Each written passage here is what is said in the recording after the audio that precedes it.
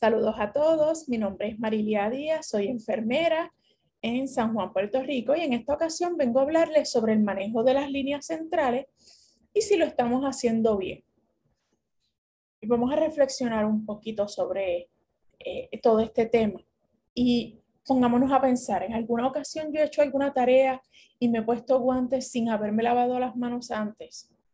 He visto a otro profesional de la salud haciendo algo incorrectamente y no he dicho nada y he callado y ni tan siquiera he corregido a la persona. No he limpiado una superficie simplemente porque ese no es mi trabajo, así que porque yo voy a limpiar la mesa de comer del paciente si para eso está el personal de limpieza. ¿O acaso he dejado de orientar a un paciente y su familia simplemente porque no tengo tanto tiempo? Tengo muchas tareas que hacer y pues mejor lo dejo para otro día. Son detalles que tenemos que pensar porque pueden darnos una respuesta a un cambio en la manera en que estamos trabajando con nuestros pacientes. ¿Y por qué hablamos de todo esto? Bueno, pues porque la sepsis es la primera causa de muerte en hospitales, la primera causa de readmisiones a los hospitales. Es una enfermedad sumamente costosa. Y cuando hablamos de catéteres de líneas centrales, tenemos que recordar que el CLABSI o las infecciones asociadas a las líneas centrales son un problema que existe en los hospitales, estas infecciones, y que ciertamente queremos eliminar estas infecciones. Así que lo empezamos en la unidad donde yo trabajo, donde dirijo, en una UCI, y empezamos a ver que teníamos demasiadas infecciones y queríamos bajar esa cantidad de infecciones. Y pues sí, logramos bajar a la mitad, aún nos queda camino por recorrer, pero ya hemos logrado empezar a hacer cambios para el bienestar de nuestros pacientes. Y una de las cosas que tenemos que tomar en cuenta cuando hablamos de catéteres es qué catéter yo voy a seleccionar para mi paciente.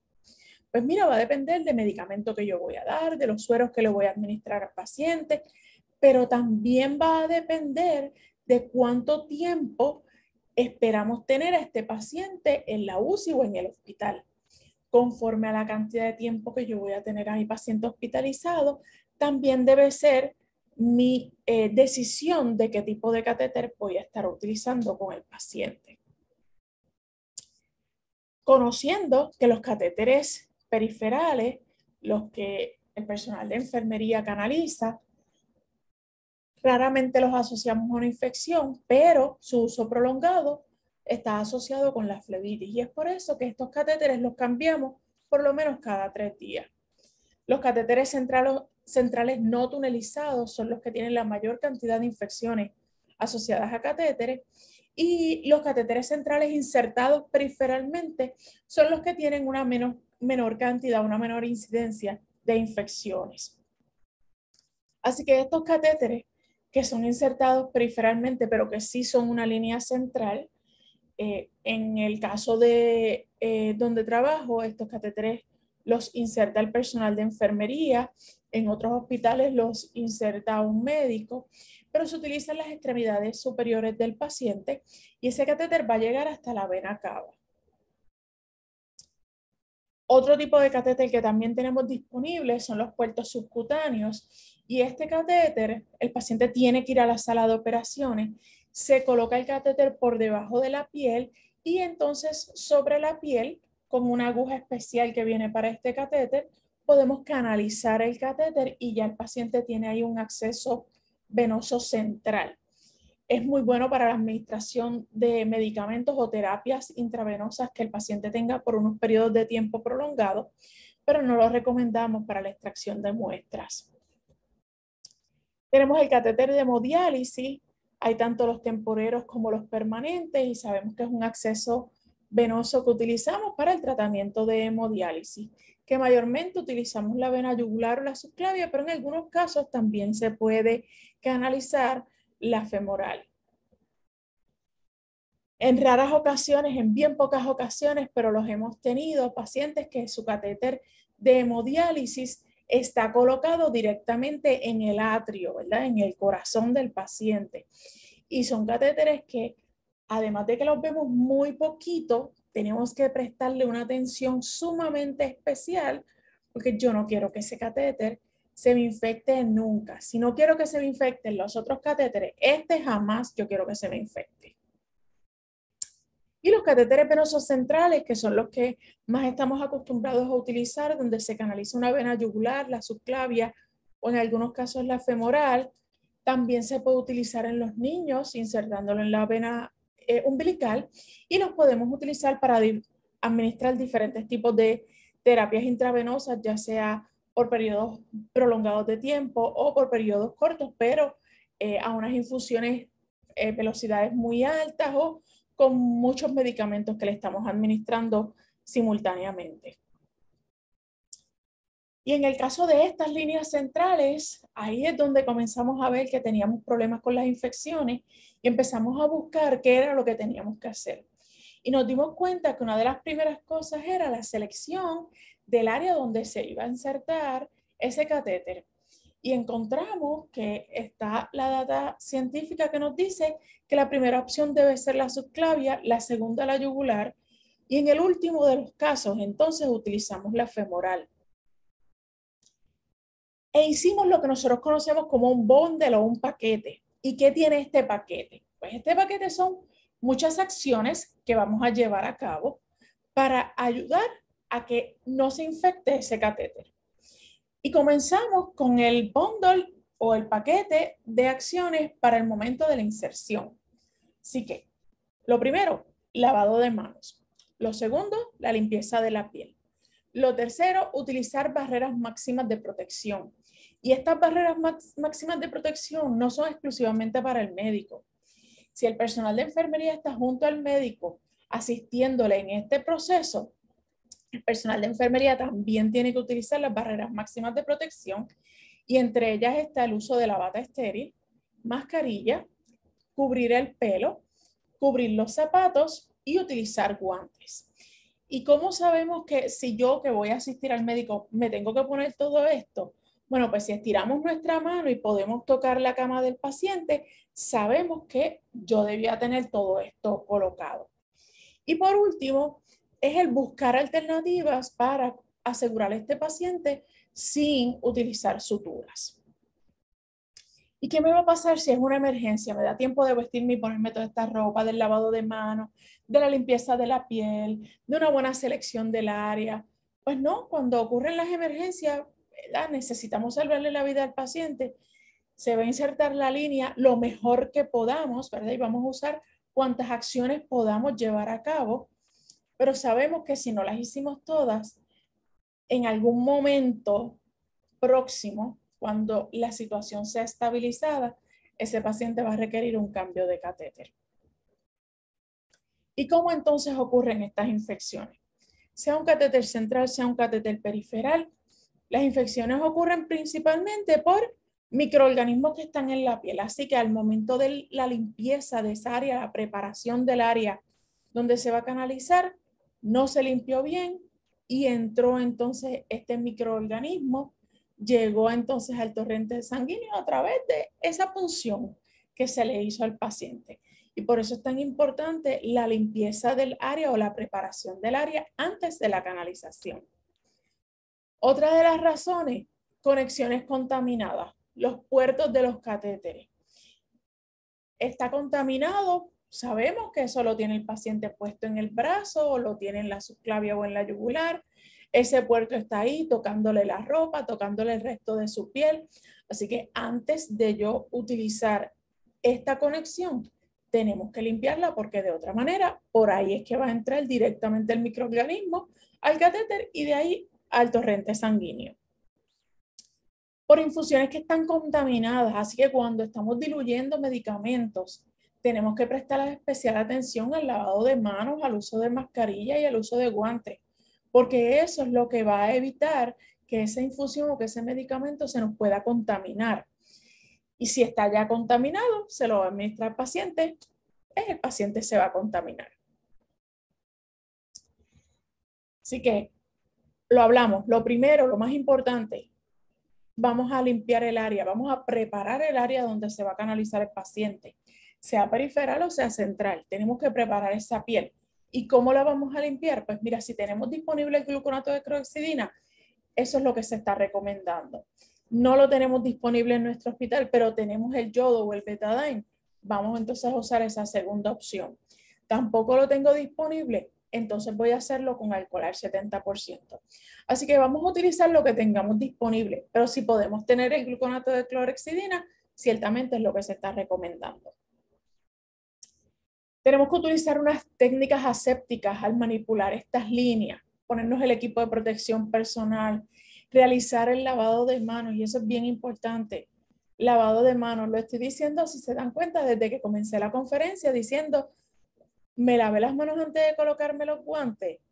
Pues porque el lavado de manos ciertamente nos va a ayudar a disminuir mucho las infecciones que podemos tener en la UCI. Y recordemos, el lavarme las manos nunca será reemplazado por el uso de guantes. Así que nos lavamos las manos, nos colocamos los guantes. No importa si el guante es limpio, si es un guante estéril, igual me lavo las manos y después me coloco el guante. Y los 5 momentos para la higiene de manos es algo que ya está más que documentado y más que hablado, y podemos utilizar ya sea el lavado en seco con estos gel que son a base de alcohol, o podemos utilizar el agua y el jabón.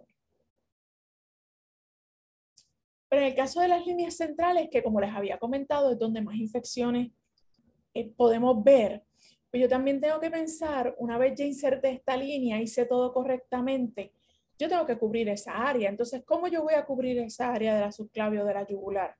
Pues ahí vamos a hablar entonces de los vendajes. Y puede ser que mi paciente esté sangrando un poquito por el área de la punción y yo necesite colocarle una gasita estéril o algún vendaje.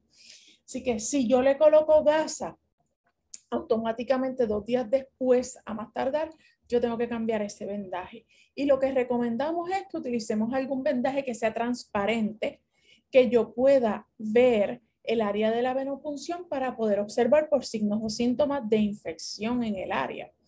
Voy a cambiar el vendaje cuando está mojado, se despega o está sucio. En los pacientes adultos, ese vendaje, si está en buenas condiciones, puede durar hasta 7 días. Recordando que también se recomienda el uso de algún vendaje que tenga clorhexidina o la esponja de clorhexidina, pero esa esponja o ese vendaje solo está indicado para pacientes adultos. Y que no vamos a estarle poniendo antibióticos ni cremas topicales al área de la inserción, a menos que estemos hablando de un catéter de hemodiálisis. ¿Cuáles son las recomendaciones entonces, sobre todo para el personal de enfermería de las unidades? Y recordemos que somos un equipo de trabajo aquí, así que si quien me está escuchando es un médico, esto es lo que va a hablar ahora con el personal de enfermería para poder mejorar la práctica que están llevando a cabo en la UCI.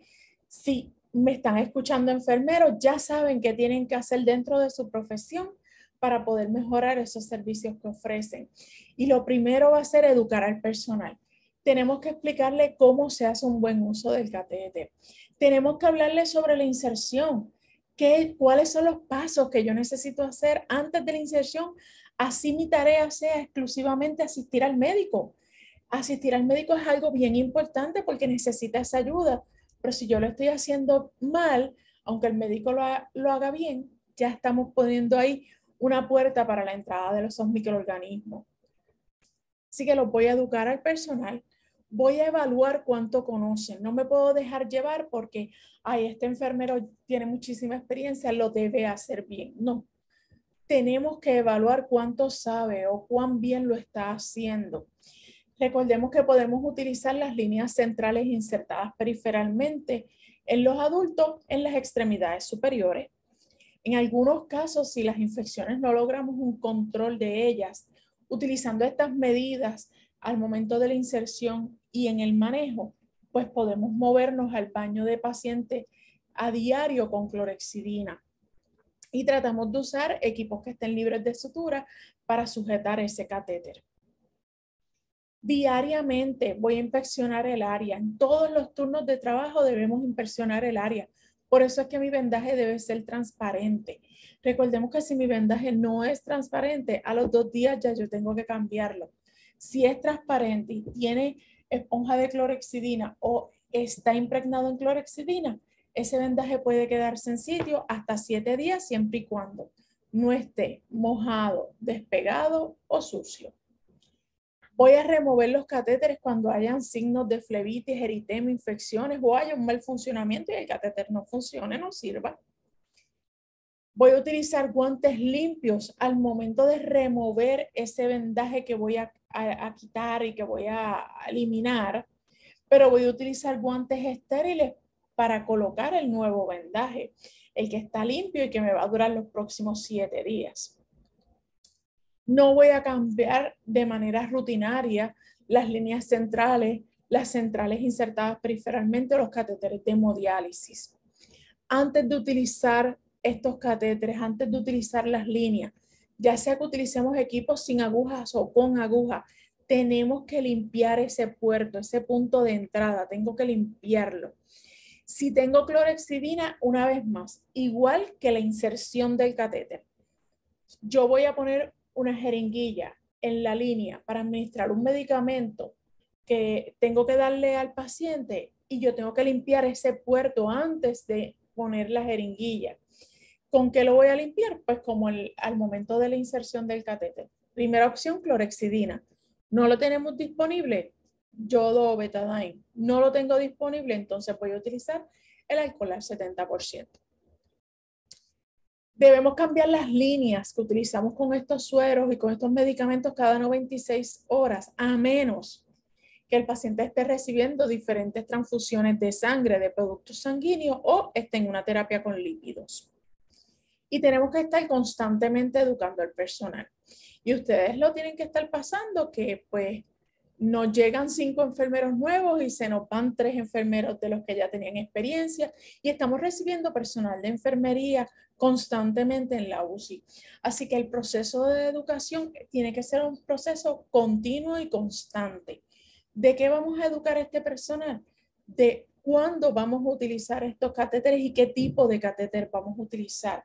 Del proceso de la inserción del catéter.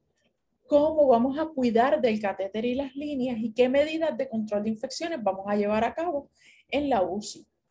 Y también tenemos que evaluar cuánto el personal logra aprender sobre todo esto. Establecemos guías de, miren, al momento de la inserción, estos son los pasos que hay que realizar.